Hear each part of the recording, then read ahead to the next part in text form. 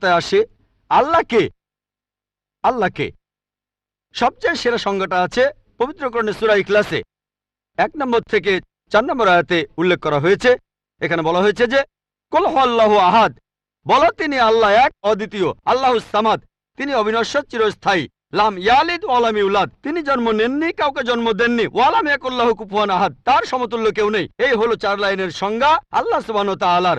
যদি কোনো মানুষ, যদি কেউ বলে যে অমুক লোকটা আল্লাহ, সেই লোক যদি এই 4টা শর্ত পূরণ করতে পারে, আমাদের মুসলিমদের কোনো আপত্তি থাকবে না সেই লোককে আল্লাহ বলে মেনে নিতে। 4 লাইনের সংজ্ঞা, এটাই হলো ধর্মের লিটমাস টেস্ট।